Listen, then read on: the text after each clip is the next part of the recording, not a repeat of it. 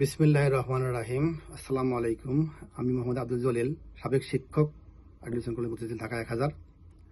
আজকে 26শে ফেব্রুয়ারি 2025 সালের বুধবার। যে কথা আসছিলাম পরের অংশ হচ্ছে শিক্ষকদের অবসর ভাতার নিয়ে হাত দিয়েছে সে আবু হানিফ রশিদুজ্জামান। এসে দেখছেন যে ওই সময় নুরুল আমিন স্যার 1 কোটি টাকা পেয়েছিলেন, তার আগে পেয়েছিলেন হচ্ছে স্যার, কি বলেন না ওনার নাম, ইসরায়েলি বিশেষ পেয়েছিলেন, মানে 80 লক্ষ টাকা পেয়েছিলেন অবসরকালীন সময়। এটার মাথা নষ্ট হয়ে গেছে। একজন সাধারণ শিক্ষক, বেসরকারি শিক্ষক 80 লক্ষ টাকা পাবে, 1 কোটি টাকা পাবে, এটা মানা যায় না। আমি একজন আমলা, আমি বড় করার মতো, আমি বিশেষ পাশ করি, এই করছি ওই করছি, আমি এই শিখছি ওই শিখছি, এটা করতে দেওয়া যায় না। সে কি করলেন, স্কেলটা কমাই দিলেন। ফলে কি ঘটলো, আমি যেন ভুক্তভোগী দিয়েছি এখনো, হয়তো আমি 60 লক্ষ টাকা তার বেশি পাইতাম, আর মনে হয় আমি 30 লক্ষ টাকা পাবো না সম্ভবত। ইভেন প্রিন্সিপাল তাকে মানা করছিল, সেটা শোনে নাই। এবং হে কয় প্রিন্সিপালের দোষ, প্রিন্সিপাল কয় হের দোষ। উনি কয় প্রিন্সিপাল চায় এটা। আপনারা বলেন, একজন কলিগ হয়ে কখনো কলিগ চাইতে পারে? তারও তো বিষয় একটা আছে, এখানে তারও স্বার্থ আছে। কিন্তু প্রিন্সিপাল সে, তারও স্বার্থ আছে, তার প্রতি ইয়ে আছে না, সে দোষ দেয় প্রিন্সিপালের, যে প্রিন্সিপালের চাই ফান্ড নাই, ফান্ড সমস্যা। যেখানে 220 কোটি রেখে গেছে, আছে এখনো, তারপর তারও বেশি আছে, ফান্ড নেই, ফান্ড সমস্যা। তো এই তো অমানুষ। এইভাবে সে স্কুলটারে মানে নিজের পুঁথির মনে ফেলাইছে। কারণ আমলারা এমনই হয়, ওদেরকে ট্রেনিং দিয়ে এমন কাজ করে, ওরা মানুষকে মানুষ মনে করে না। এবার একবার আমার ভাই বলতো আগে, আমি দেশ ছাড়ার আগে বলতো যে দেশ এখন 2 ভাগে বিভক্ত, সরকারি বেসরকারি, সরকারি লোক বেসরকারি লোক। আবু হানিফ রশিদ যখন আপনি হচ্ছে স্কুল গভর্নমেন্টের একজন আমলা, আপনি গভর্নমেন্টের লোক, সমস্যা নেই। স্কুলে আসি, স্কুলে কি সমস্যা হয় না হয়, অনেকে বোঝেন না, জানেন না, উনি জানতেও চান না। একটু যেটা বললাম, নিয়োগ পরীক্ষার সময় কোশ্চেন করে, বিসিএস কোশ্চেন করে। আরে ভাই, বিসিএস করে যে যারা এখানে আসবে তাদের বয়স তো 40+ হয়ে গেছে, অনেকে এই কাজ করছে। তারপর যদি কোশ্চেন দেন, পাশ করে কারো মানুষ হবে।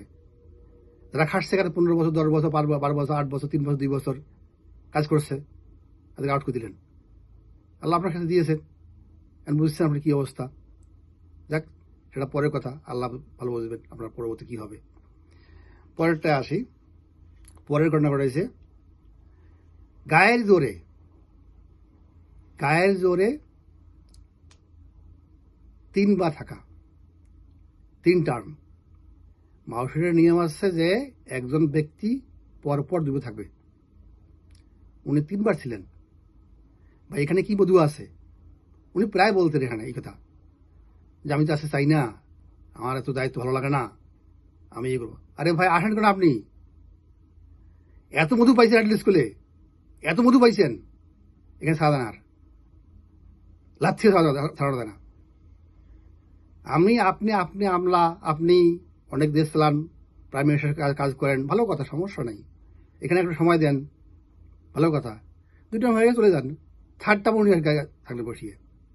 এই নিয়ে অনেক কেস করছে, কাটা করছে, অনেক কিছু লেখা হয়েছে। No, don't care. কেন এখন তো পারলেন না ঠেকাইতে? এরপর যদি অবসরটা হয়ে গেল, বলতে যদি খারাপ লাগে, ওদের শুনতে খারাপ, শুনতে খারাপ লাগবে, কিন্তু আমি বলি সবাইকে, সবাই শিক্ষা দেন, সবাই শোনেন। আমি কিন্তু কখনো কোনো কাজে হার্ড নই, শুরুতে ছিলাম না, এখনো না, স্কুলে ছিলাম না।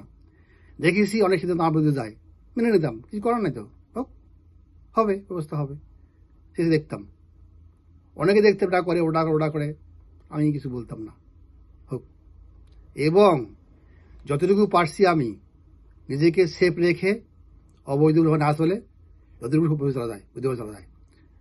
আমি অনেকে জানতাম, অনেকেই করতো, কিন্তু বলতাম না।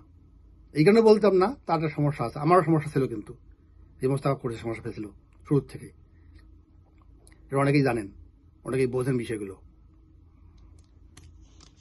তাই বলি, এত ক্ষমতা ভালো না, বেশি ক্ষমতা বেশি সমস্যা তৈরি করে। এরপরে যে ঘটনা ঘটাইছে আপনি করছেন, সেটা হচ্ছে মোস্তাক নামের একটা কুলাঙ্গার 2022 সালে একটা মেয়েকে বিয়ে করলো। বলতে গেলে অনেকটা ওই চক্রান্ত করে, মেয়েটাকে একটা শোক ছিল, ওখানে লিঙ্ক লেগে সেই মেয়েটাকে বিয়ে করলো। আপনি যখন চেয়ারম্যান, রানিং চেয়ারম্যান থাকা অবস্থা আপনার অনেক ক্ষমতা, তখন আপনি অনেক শাস্তি দিয়েছেন, তখন ড্রেস কোড নিয়ে মানুষকে জেল দিয়েছেন, আনিসের নামে কেস দিয়েছেন, আনিস ঢুকতে দেন নাই, অনেক ক্ষমতা মালিক। আপনি যদি চাইতেন পারতেন মেয়েটাকে সেভ করতে। সেইবার মেয়ের মায়ের বাবার কান্না আপনি দেখছেন না? আপনার কাছে আপত্তি করা আপিল করা আসলো, আপনি শোনেন নাই, পক্ষ নেন নাই, শুধু করছেন কি তাকে স্কুল বের দিয়েছেন। এটাই কাজ ছিল আপনার।